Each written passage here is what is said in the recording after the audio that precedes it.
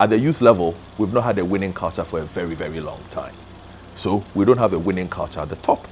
Because guess what? The last team that won anything for Ghana, the only person holding up is Andrea Ayew. The only thing to describe this Black Stars team is simple. It's got to do with mentality. We got the points today. I felt we deserved more because the goals they scored was some silly mistakes from us.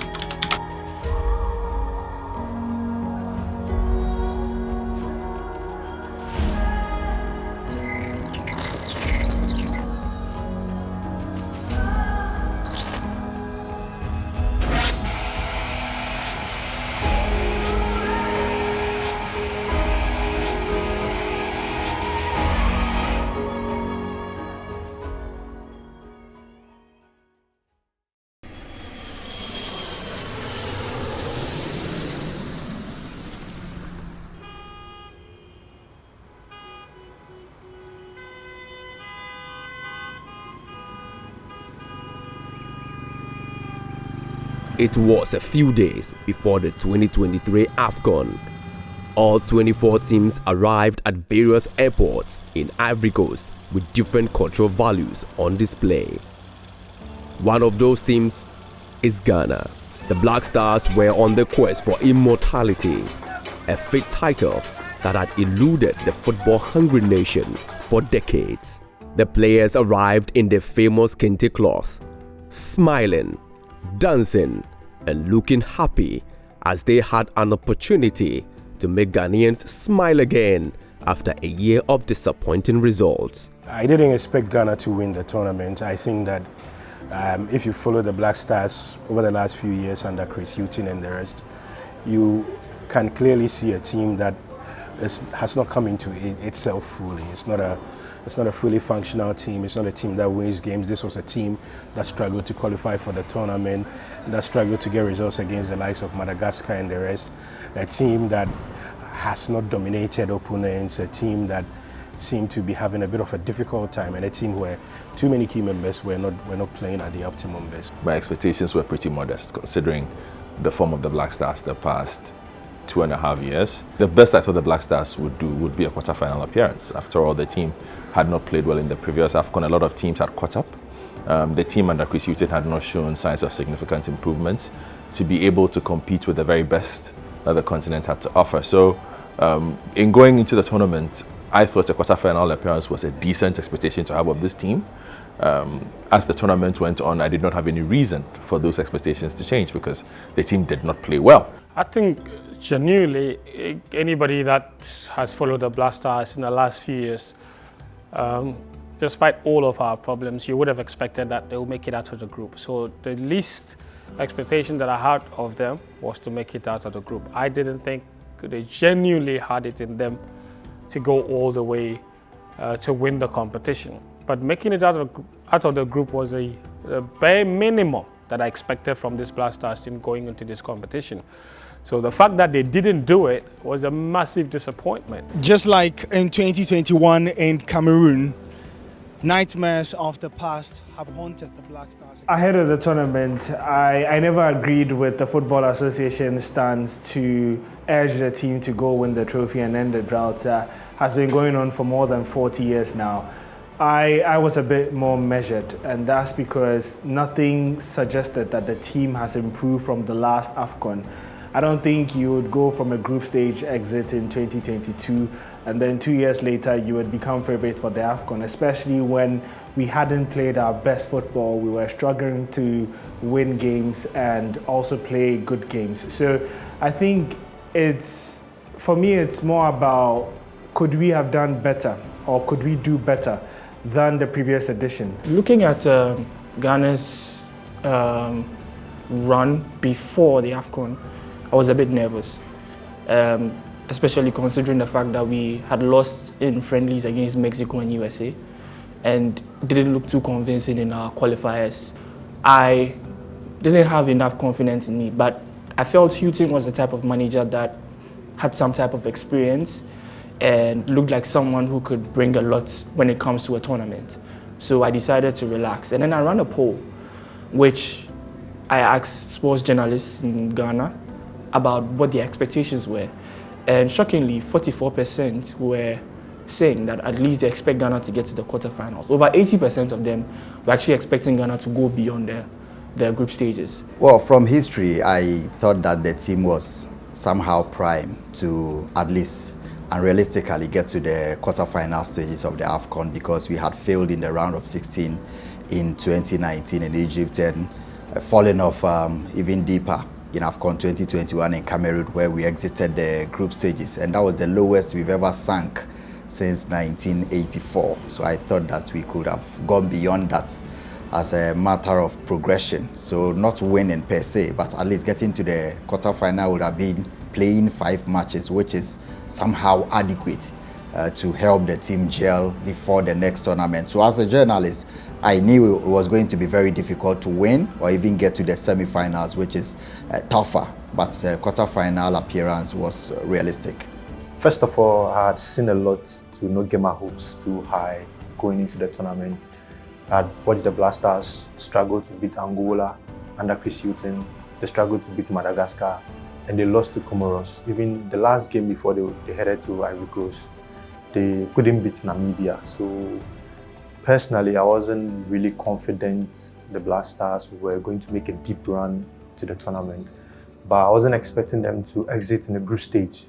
I was expecting them to at least qualify, because 2 years ago in Cameroon, we had secured only 1 point, and that was abysmal. Heads roll, we sacked we all thought was going to be our savior, Milovan Rajevac. We sacked him, we brought in Otuado, and we managed to qualify for the World Cup. So I thought at that period there was some positivity in the team, but leading up to the tournament, we were not playing so well, so my hopes were not that high. But I did not really think we were going to go out from the group stage. To be honest with you, I did not have very high expectations of Ghana, especially following the previous AFCON 2021, where we exited at the group stage after being beaten by Morocco, drawing to Gabon, and then the final game where we all thought was a done deal for Ghana against Comoros, we lost 3-2. So I thought that from that tournament, something had to be done, we had to improve. However, on the basis of the qualifiers and in the friendlies we had played before the tournament, it didn't look like we had improved in much.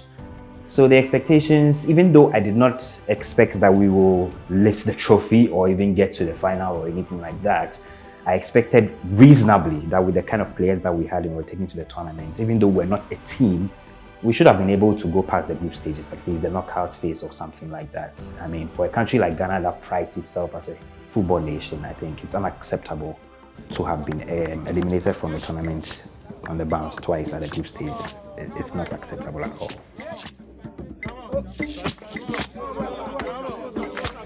Talent was certainly not an issue for the 4-time winners. There was Mohamed Kudus, a man tearing Premier League defenses apart at West Ham. Jordan Ayew, a man with experience, playing at the top level, was also in the squad.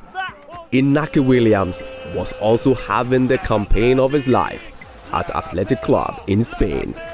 But expectations from Ghanaians weren't as high. Ghana was in Group B alongside Egypt, Cape Verde and Mozambique, a fairly manageable group, or so they thought. Well, key games, I think our game against Cape Verde was interesting for me as a journalist, because 2013, in the midst of an absolute, 2013 was the start of a good run for Ghana at the AFCON. We beat Cape Verde at the time. That was Cape Verde's first appearance at an AFCON. They had not played in the World Cup qualifiers in 2002. They had not played in AFCON qualifiers prior to 1992. By 2019, Cape Verde ended the year as the top-ranked country in Africa. 2024, they beat us at that AFCON. So, for me, it just drew the lines of just how much in decline Ghana was as a footballing nation. The first encounter was Cape Verde, a side ranked 7 places below the Black Stars on the FIFA rankings. But Chris Hughton's men received a reality check, losing 2-1 to the Blue Sharks. Tapping into an empty net, a sign of things to come for Cape Verde.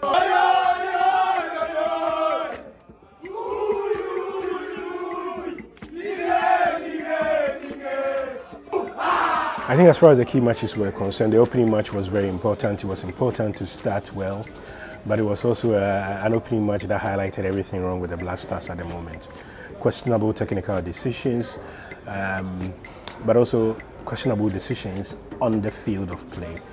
I think it was telling that it took the heroics of a defender to get us through. Jiku was really good that day, but then even at the back we had really bad mistakes that undid the Black Stars. And then ridiculous losses of concentration in several moments that in the end defined the progress of the tournament. A few moments defined our competition in that I think one would be the decision to camp in South Africa and the press resistance and the public outcry that followed. For me personally, I think that was where the Black Stars lost the plot even before the competition. That is where things fell apart, in my opinion, because this is a national team with a very fragile relationship with its fans. And every time money and anything like that is mentioned in the same sentence as the Black Stars, people get PTSD. They get very upset. And it's been like that since 2014, the World Cup in Brazil. I think in the end, we conceded 2 bad goals from our point of view. Cape Verde started better than what we did, but then I think we grew into a good game. I think we didn't allow the disappointment, or we didn't allow ourselves to get too disappointment after the goal that was ruled out from VAR. And I think we grew from that. It looked like we had a strong squad for the first game. The only question in that particular lineup was Ransford Yeboah Koningsdorfer, who hadn't had enough game time with the Black Stars. And so seeing him in the lineup was, okay, what's going on here? But if you look back and you consider the fact that Kudus was injured, for me, that was a key moment for Ghana that defined that game. If Kudus was playing that game, you know very well with that starting front three, a lot would have changed. I think the very first match was a defining one for us because, I mean, it was surprising to many of us when we saw the lineup. The inclusion of Yeboah, for example, everybody thought that this is a chap who had not been given the opportunity to play any competitive game for Ghana to show us what he could do. And so for him to be drafted into a crucial game like that, an opener at the AFCON, was surprising. And it showed. He played next to nothing the whole time he was on the field. Sensing the need to improve, the West African side took the game to record AFCON winners Egypt on match day 2. But 2 individual errors forced a 2-2 stalemate. Well, we played well. We played well. But you could see that individual mistakes cost us. So I don't think we should be generally disappointed. I also feel the tactical team made some errors. I felt like they didn't plan their changes or who they're going to change and how they're going to change or when they're going to change. The game that proved to me, in a sense, that the Ghanaian team was one of the weakest at the tournaments was against Egypt. I had watched Egypt against Mozambique, but before the tournament, the thought was that Egypt was a stronger team with their history and record champions. So if you have Egypt in your group, you would want to play as a second place team in the group and qualify. The funny thing was that it wasn't even just about the result. I was in the mix zone and almost every player seemed to have been passing on responsibility. Dennis Odoi says that he doesn't understand why the midfielders are not closing the opposition down and they're allowing so much space in the central areas. Richard Ofori is saying that he expected his defenders to clear the ball when he parries it. And it's almost as if no one was ready to say that we're together as a team, we win together and we lose together. It's a mixed feeling, you know, because as an attacking player, you want your goals to reflect on the result. We got the points today. I felt we deserved more because the goals they scored was some silly mistakes from us, which we need to learn from. And we put this game aside and then we focus on the next game. Of course, it's very frustrating because I felt we deserved to win the game. What I asked after our first performance against Cape Verde, I asked the players for a better performance, more commitment, more running, to give ourselves a better chance of putting in a performance to win this game. It all came down to match day 3, a must-win game against Mozambique. Goalkeeper Richard Ofori was among those confident of a victory over the Mambas. The Black Stars looked in control of the game after Jordan Ayew calmly converted 2 penalties. However, their opponents were handed a lifeline after captain Andre Ayew handled the ball in the box. They scored from the spot, and a few moments later, a moment of madness from Richard Ofori led to a corner that eventually led to the equalizer. Ghanaians didn't know where to look. Mohamed Kudus was lost for words. The overall consensus is that everyone shares in the blame. I think the last 6 minutes against Mozambique, that was it. Because we had lost against Cape Verde. We all knew that game was gone. We threw away the game against Egypt. We considered two goals that we could have avoided. So that game was also gone. We had an opportunity to revive our campaign, to just do something positive. And we were on course. We scored 2 goals, 2 penalties. Jordan Ayew, high pressure game. He managed to convert to those penalties. But in the last 6 minutes, whatever happened, I just can't understand, because sitting at the stadium in a Bimpe, I was shocked. What hurts me the most is the fact that the player who headed the ball into the goal is not that tall. How is he winning a header ahead of Andre Ayew? It's so crazy, because I think the last 6 minutes just summed up our performance at the African Cup of Nations, and it just proved why the Ghana football is on the downward spiral, on why we are not doing things right, and things must improve and things must change. If there was any tactical strategy or approach at all, I would say they all failed. Because in all 3 games, we considered late goals. In the first game, we considered in the 89th, 90th minutes. In the second game against Egypt, where we thought that we had the game in our hands by scoring 2 goals, we gave 2 cheap goals away. The second one came in the 74th, 75th minutes, thereabouts. And then in our last game, 90th minute, we were leading by 2-0. A friend of mine was making a joke that at 90th minute, he thought we had won the game, so he even left the hall to go and get something from the kitchen. By the time he returned, it was 2-2. And we have not been able to wrap our minds. I mean, occasionally I get flashbacks. I wonder what could have happened if the goalkeeper had left that ball and then we had delayed or whiled away some time. If that was the strategy to while away time, I mean, we know how these things are done. You keep the ball, as in the players. You don't keep ballooning the balls. That will invite more pressure on you. The football experts will tell you that when you want to manage a game, what you do is to keep the ball. I think our disorganization and lack of commitment was very glaring. Lack of cohesion. The players were playing as if they had never met before, which is actually true though, because 24 out of the 27 players we sent had never played for any of Ghana's youth teams, had never played together at any level of football until this AFCON. So it's like putting together a team, preparing fast food. You just put it together and think that within 10 days, you can have a team. That was what was evident on the field. The coach being brave to start Majid Ashimero, we were all complaining about the fact that he doesn't trust the midfielder and he wasn't starting in games. We all saw how impactful he was when he came off from the bench in the World Cup qualifier against Madagascar. But in the next game, he drops to the bench. So we were all complaining, we were all we were all agitating. I think the fact that he was able to start him in the first game against Cape Verde proved that, okay, Majid had improved. And we all saw Majid's performance in the game against Cape Verde. It was very heartbreaking that his goal got chalked off for an offside by Ransford Yeboah. If you look at things that went wrong, there were in-game adjustments that cost the team. For instance, you look at the Ashimeru case.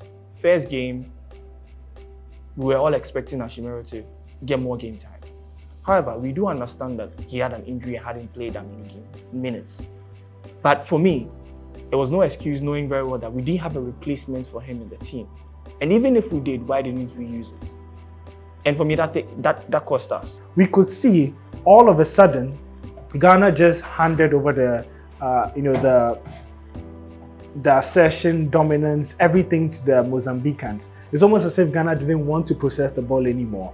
And that was the moment where I thought we lost that game. Although it ended up as a draw, we sort of handed the initiative to Mozambique.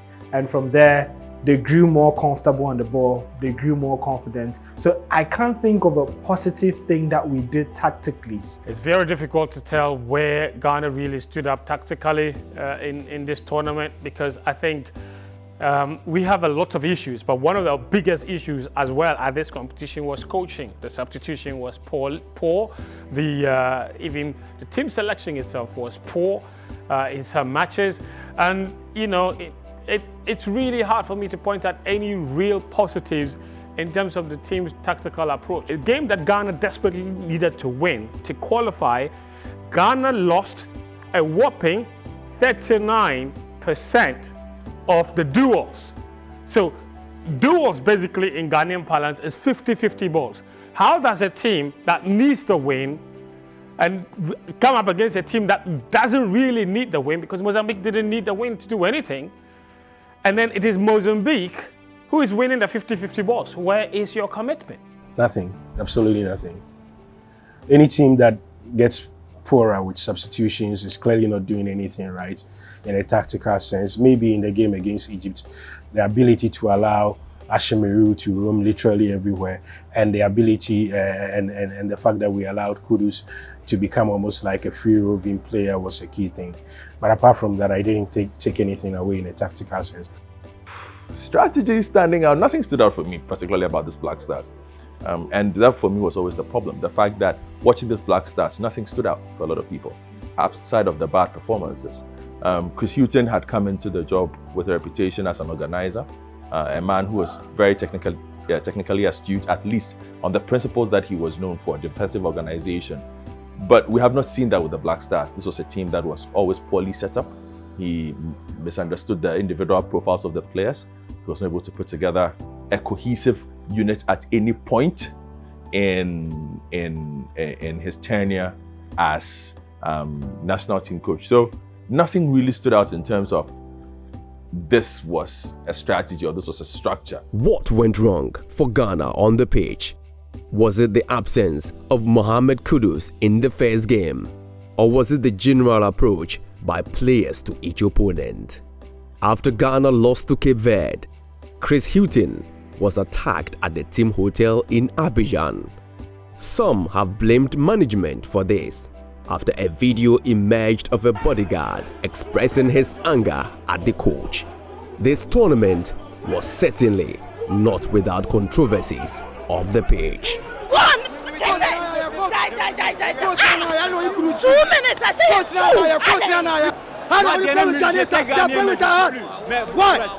Why? You come back, I can never be impressed with this kind of. Oh, my brother. No, you see, this is the thing.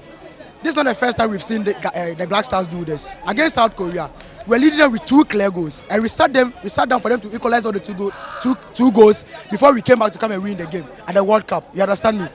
Our second game against Egypt, or let's even take it to the Cape Verde game, right? It was a draw. We sat there for them to come and equalize, for them to win the game at the latter minute of the game. We went to the Egypt game. We scored 2 clear goals. Or we scored and then they equalized. We scored again. We were leading by 1 goal, 2 goals to 1. We sat there. You see, the only thing to describe this Black Stars team is simple. It's got to do with mentality. They just can't hold on to a win. They just can't hold on to a lead. You understand me? So that's the problem with the Blasters. And you see, for some time the Blasters has not had a psychologist in the team. It is the GFA president has become the psychologist. So the mentality, it's so down. It's so down. Sleep mode. I mean, who does this? That you score 2 goals. It's not as if you scored in the equalizer. You scored 2 clear goals, and you sit down for them to come and equalize all the 2 goals. Who does this? I enjoy football. I don't only watch football. Do you get it? So, if you have a coach who is indecisive with his substitution, that's what happens on a field of play. Yes. I'm saying this because you had your wings from the flanks. You had Joseph Pinto coming from the flanks to come and cut in to get you a penalty. You saw Kudus giving the ball to Gideon Mensah, to Jordan. Jordan cut in from the flanks and then to Kudus, and then it became a penalty. That should tell you your flanks are working more than your midfield. Do you get it? But what can he do? He can just bring on a flopped Baba Idrisu from our first match with Cape Verde and our second match with Egypt. He can just bring him on, because why do you take Richard Lamptey, the local player, to an AFCON and even take him out from a lineup? What did you see before you called him up? Do you get it? What did you see?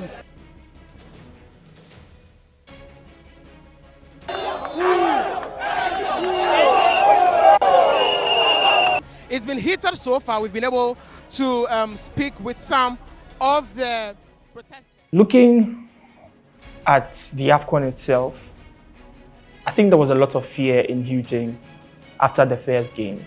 And that's because, for some reason, he was attacked by alleged folks who were fans. To confirm that, I do not have much knowledge there. But I think after that game, he looked very shaky. And if your manager is shaky, it affects the team, it affects how he himself makes decisions, and it affects his influence overall. And you could tell in the second game against Egypt that there were moments where players were trying to tell him what to do. There were players trying to alert him on certain things. He just looked not himself. And I think that really affected the team in the following games. Well, perhaps this should be the first time that I'm saying this. When you watch from the media stands, you can see the confusion on the technical bench.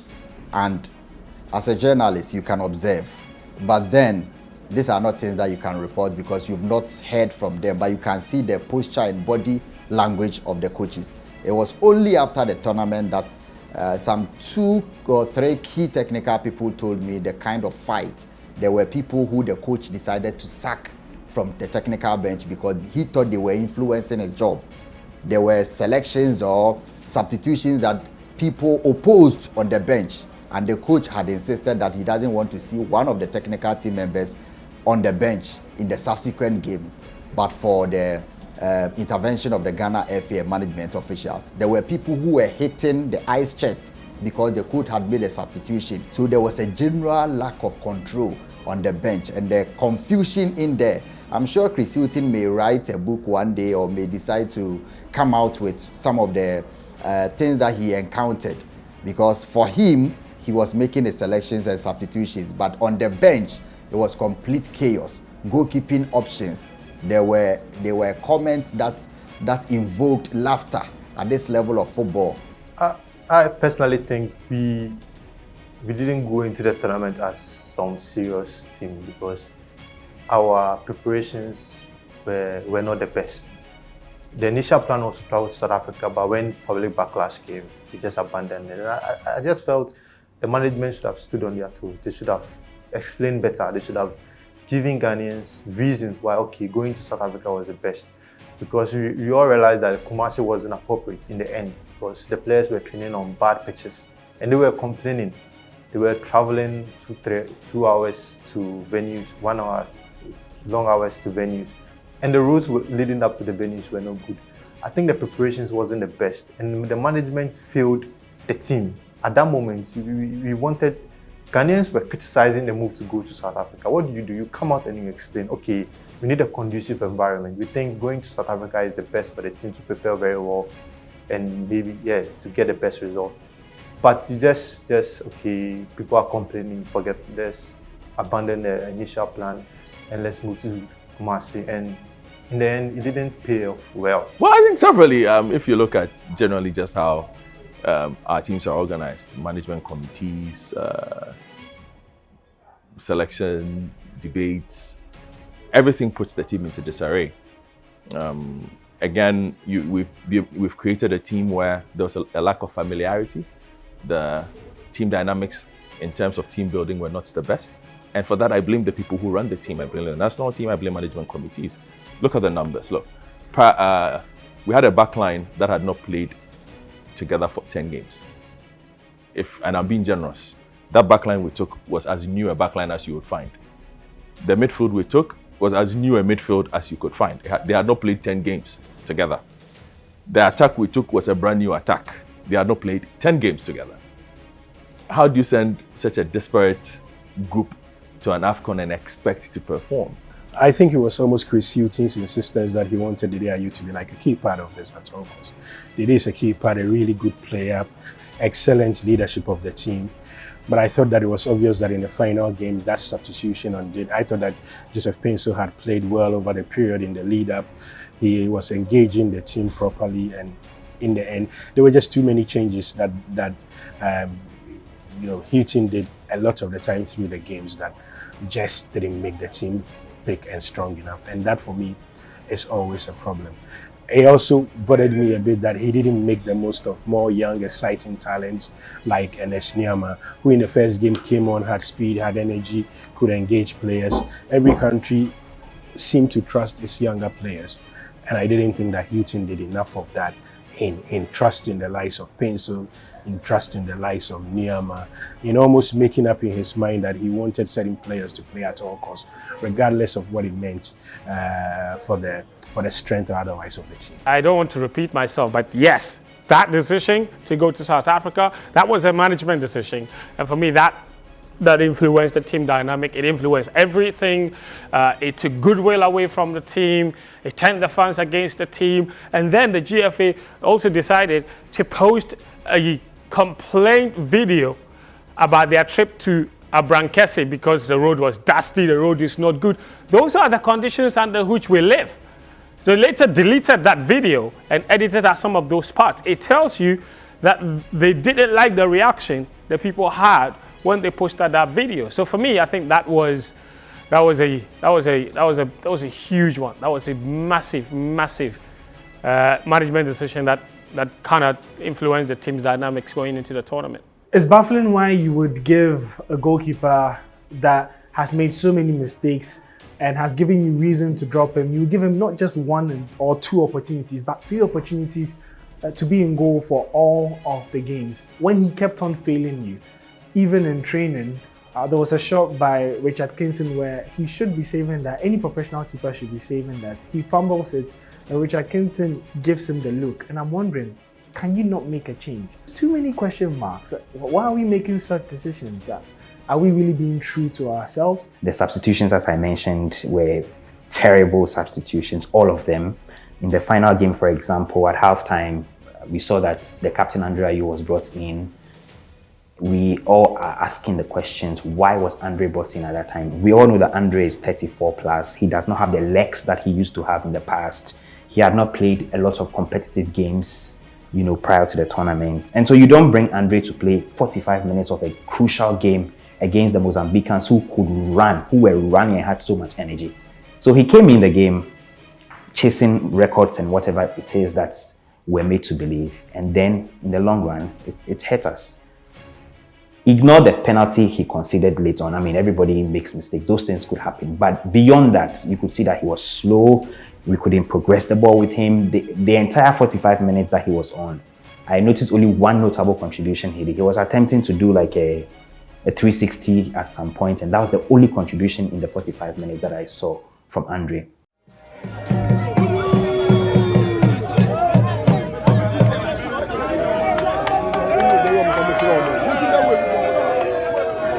In Ivory Coast, some Ghanaian players stood tall, earning admiration from the people they represented at home, inspiring some hope for the future. while others brought out the wrath of an insatiable nation.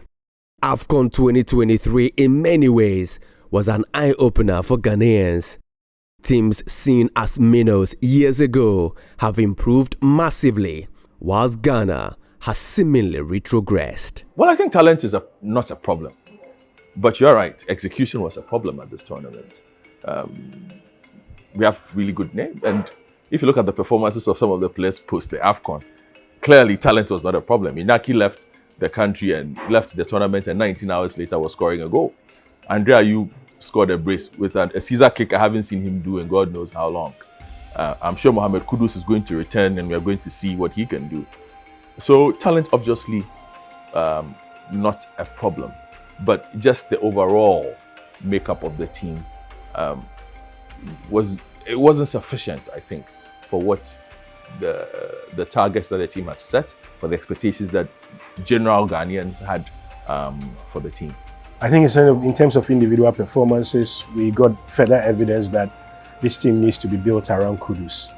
That we need to literally take this team and say, do what you want with it on the field. Of course, guided by proper coaching. It's obvious to me that we need to keep an eye more on Ashimeru than we have in the past. I think Jiku has a lot more to give. It's obvious to me that we need to have a conversation about the right back spot. I think Odo is past it. I don't think that we need to be giving our team at this stage to 30-something-year-olds when we have younger players. It's important to me. It's obvious that we need to have a conversation about the long-term place of Andre Ayew in the team. It's obvious that we need to have a conversation about going as heavy as we did off the back of the 2002 Nations Cup when we said that we were putting aside a lot of established players and building a team. Jordan Ayew, everybody says he works hard, but there were moments in this tournament where he was irritating, he wasn't contributing much by way of attack, where perhaps he needed to come off a little earlier. For example, in the game against Cape Verde, probably needed to be substituted way earlier. It wasn't done. So we had a lot of shortfalls in this team, and it showed me clearly that this team needs options, especially in midfield. In the absence of Thomas Partey and with a very injury-prone Majid Ashimeru, we don't have an option for that number 8. I think some of our standout players, Mohamed Kudus, showed his talent. If he was fit, in that first game against Cape Verde, it could have been a different story.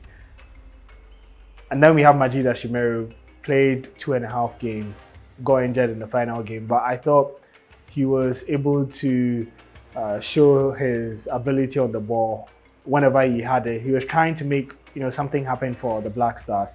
At the back is Alexander Jiku, who was ever present, made a number of key tackles that prevented opponents from scoring more against Ghana. I do not think Ghana lacks talent. And in terms of execution, I see this everywhere I go. We have some of the best forwards on the continent. When people mention Mohamed Kudus, they know what he has. When people mention Jordan Ayew, they know what he has. Same with Semenyo. When he's playing for Bournemouth, we all see it. Same with Inaki Williams, who is well respected in Spain. So in terms of talent, in terms of execution, however, I think what cost us is we didn't focus on the profile of players we were looking to take to the AFCON. I think standout performer, I have to praise Alexander Jiku. We all talk about patriotism, we all talk about the fact that we need more homegrown players. But this is a guy who was born in France. He hadn't played for any of the youth teams of the national team, but comes in and he plays his heart out. He plays for the badge, he plays very well. And you could clearly see that. I think the only part that Jiku was disappointed or was felt down was the fact that he was going to miss the next game had we qualified, because he picked up a yellow card in the Mozambique game. And I thought at that moment he lost concentration, which is normal because he was going to miss the next game. Maybe that was playing on his mind. But I think he was one of our best players, evidenced by the fact that in the game against Cape Verde, he was the man of the match. So I think 3 players who stood up for me: Jiku, Kudus, Ashimeru. Fantastic. In terms of talents, I would say we have in abundance. The players who we put in our national team will go to Cape Verde or Mozambique and beat Ghana. The same players can play for Egypt and beat Ghana on any day. Player for player, quality, exposure, competence, activeness, we have them. But I think it's about organization. So in terms of talent, I'll doubt highly that Ghana lacks talent in any area. But in terms of standout players, Alexander Jiku, to me, was the player of the tournament for Ghana. The journey to the top begins with the right step in the right direction. The Black Stars stand at a crossroads now. The big lesson is this, look. The teams that win, they prepare. Ghana has not prepared for a very, very long time. Ghana just shows up expecting to win. Those periods have long gone. There are just too many teams who have been together too long, who have been preparing to do well. You see, and the thing is this, the objectives are different. Ghana operates on the pedestal of wanting to win tournaments. There are a lot of African countries who operate on the pedestal of wanting to do well.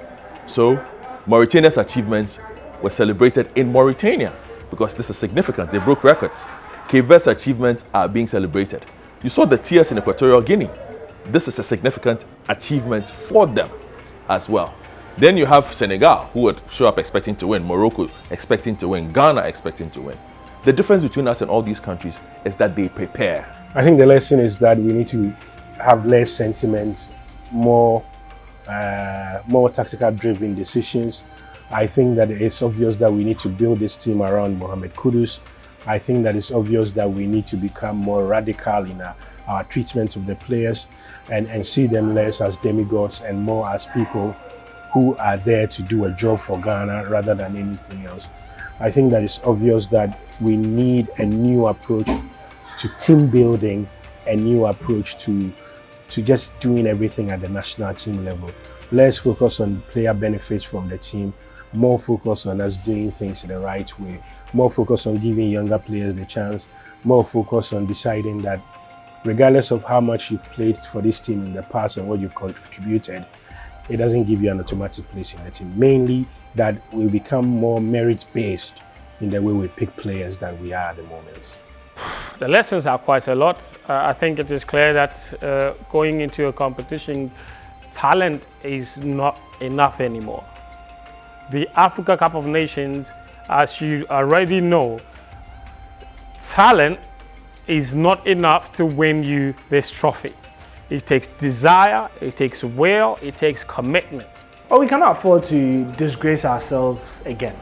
I think enough is enough because it's extremely, I don't think people understand how difficult it is to get knocked out of the group stages at the AFCON with the new format. Think about it. Look, even with 2 points, Ghana still had, if Cameroon had drawn with Gambia, Ghana would have still qualified as one of the best third places, like third place teams. That shows you how difficult it is to get. You just need a win. Ivory Coast went to a 3-point minus 3 goal difference. Well, I think this might sound controversial, but I think qualifying for the World Cup really didn't do any favors for Ghana. Because after AFCON 2021 in Cameroon, I thought people were angry and people wanted like a change in the system. They were calling for a change. But all of a sudden in March, we beat Nigeria and everyone forgets. We are all celebrating. We are all happy. We are qualifying for the World Cup. So that result, I think that result didn't really help. For me personally, I think that result didn't really help. Although we were all happy, but I think had we not qualified for the World Cup, we would have changed a lot of things. And this wouldn't have been our results in AFCON 2023. I think we're going to set up, and we have all seen how Nigeria have stood out. Nigeria failed at the AFCON 2021. They were eliminated at the round of 16 stage. And not qualifying for the World Cup added more pressure. And they've changed a lot of things, and right now they've made a deep run into the AFCON 2023. So I for once think qualifying for the World Cup did a great disservice for us. But we are all happy, and so we have to move on. But it's not the time to make changes. We need to make radical changes at the FA. We can't just gloss over this, because going to an AFCON in a group with Cape Verde, Mozambique, and we only picked 2 points is very bad. We did not learn from 2019, we did not learn from 2021, and we can learn from 2023 by going back to the fundamentals. The officials of the game think this is a long process, but you cannot, and I repeat, you cannot overlook a process when you want success. If we had put together under 17 players in 2019, they would have been 24 or 23 years in 2023. That is just in the space of 4 years or 5 years. We failed. We continue to go in search of players elsewhere, and the neglect of development here. You cannot build a national team by putting together players who play at the top level. You bring Inaki, he will come to Ghana and play like he's never hit the football field before. 24 hours later, he's playing Barcelona and scoring and providing an assist because one structure is so organized. The other structure is a toxic environment. The best way to build a team is to put together a solid team of youngsters, imbibe the culture of the country. The philosophy that you want them to play with can only be implemented when they are young. When they are old, you don't teach Inaki to run across or diagonal. You teach him to run when he's under 17. And this stays with him to the Black Stars. Did with Michael Essien from under 12. We did a John Mensah from under 12. Lai Kingston from under 12. If we cannot go deeper, we can start from under 17. We have to see the kind of players, best players from inter-schools, put them together. We may not win 2024 even with Inaki and co. But if you have a solid foundation, if you have a solid plan in long term, you may even achieve before the expected end of the blueprint. I think the lessons are that we have to come home and start building from the basics. We all saw what happened in Ivory Coast. Teams that we deem less fancy teams have done well. They've progressed. They've beaten giant nations. They've gone to the quarters. They are some in the semis. It is not a fluke that these countries are doing what they are doing. Some of these countries have a plan, a system. So even Senegal, that was booted out by Ivory Coast recently, before now, they've had a plan. They've had a plan to use the either local players or players that will go through the ranks. So you have the under-17s, under-20s, under-23s that are being fed into the national team. So the football culture is there. The players know that once I play successfully at this stage, I will naturally graduate to this stage. So they are all together, they play together, they graduate together, they understand the culture of a team and a system. I don't think that it's a terrible thing to be inviting foreign-based players to come and naturalize for Ghana and play. No, because there are teams like Cape Verde and others who have many of their players not based in Cape Verde, in other places. But there must be a system where these players, once you invite them, they must understand the culture of a team.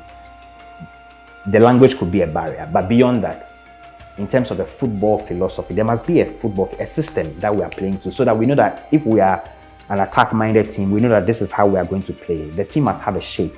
But without that, if we are just assembling all these stars from all over the world and they come and they give us zero results, then we are not doing ourselves any good. Getting a good coach, that's a very interesting question, because I think getting a good coach is easy. The problem is all day, because in the past, we've had this idea where we think that we can pop out $25,000 and get the best coaches in the world. The truth is, if you want premium, you must pay premium. So if you want the good coaches, we must pay good money. And this is one of our biggest problems. We think $25,000, $30,000, that's not enough to get the heavy Renards. It's not enough. So we can dream about getting a quality coach like Kim, but you can't pay his salary. I think we've used the approach of trying to get, hey, local coaches, hey, foreign coaches. No. What Ghana really needs is discipline. What Ghana needs is someone who can help put things in check, basically, because we're going wayward. And as the saying goes, if a child is going wayward, you try your best to put them in order. We need someone to put us in order, because we are a mess at the moment. And the only people we can get are ones that are experienced on the continent. there are so many names out there when it comes to experience on the continent, and I think that's what we need to focus on. No new coach from a different country, name, no, we shouldn't focus on those things. We should focus on what we are lacking, which is discipline, which is talent, which is tactical excellence. If we get those things, I think we'll be fine. First of all, if you look at Chris Hughton's CV, nobody would have predicted us to exit the AFCON at the group stage with just 2 points. He is an experienced manager, coached in the Premier League, coached the likes of Brighton, Newcastle. So you are expecting to do something. But with Chris Hughton failing, what's next? I just feel we just need a serious coach. Maybe Chris wasn't serious enough because maybe he was soft with his decisions. He wasn't bold enough to make some calls. So I just think we need a very serious coach. Maybe Heavy Renard comes in. Can we pay? Are we ready to sacrifice? Are we ready to pay that much for a serious coach? Because these coaches that the coach that we want right now, if we are talking about the likes of Hugo Bruce has won the AFCON before. Heavy Renard has won it 2 times. If you're talking about these managers, they are going to charge a lot.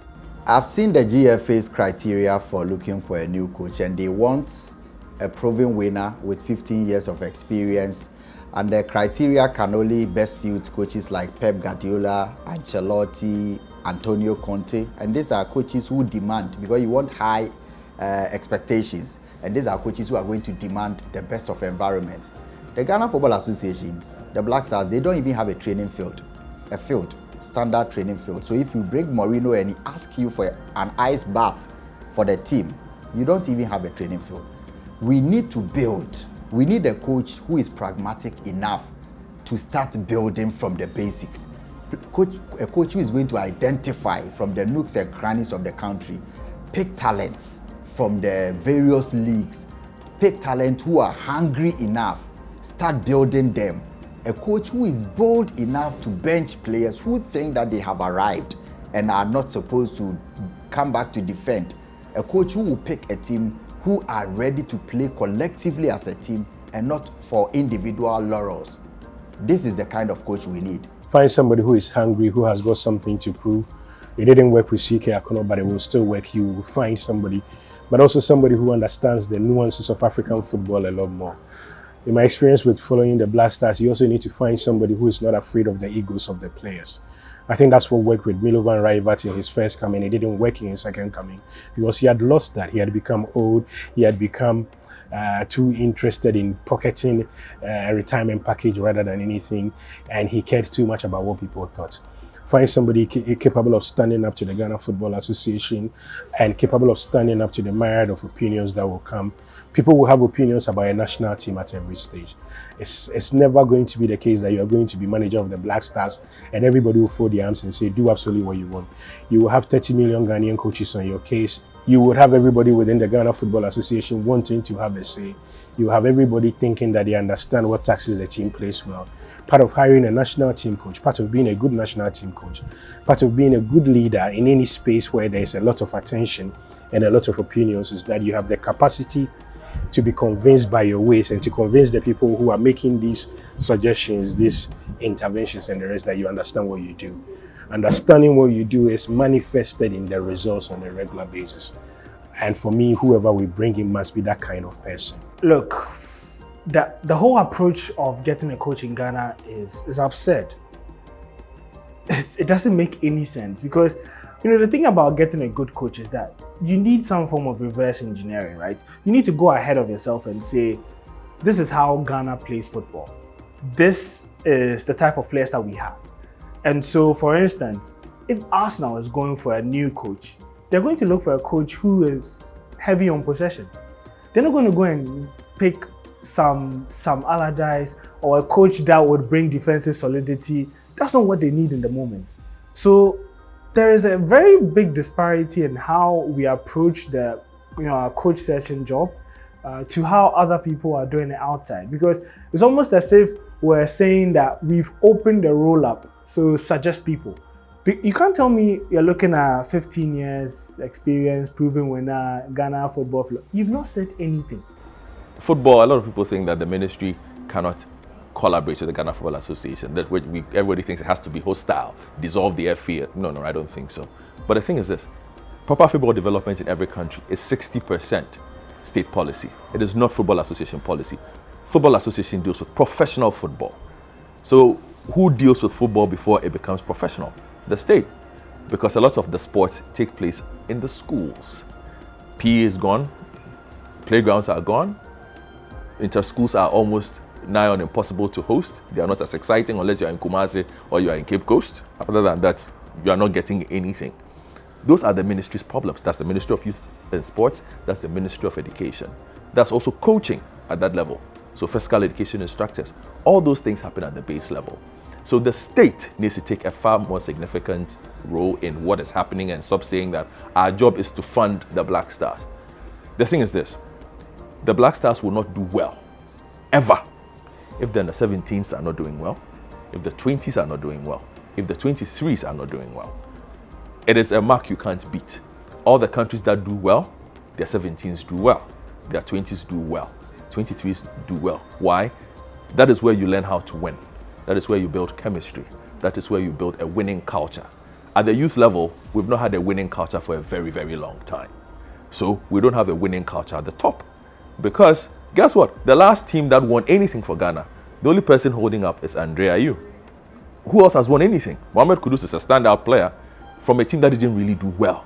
So most of his teammates are no longer part of the setup. They don't even exist in the current national team setup, so to say. So how do we go from there? Those are the things that need to change if we want to build a stronger Black Stars. Coach Houghton's departure leaves a void, but also an opportunity. What qualities should the GFA seek in his successor? Should they prioritize experience, tactical prowess, or a deep understanding of Ghanaian football? With qualification to the 2025 AFCON and 2026 World Cup in sight, the next move from management must certainly be the right one.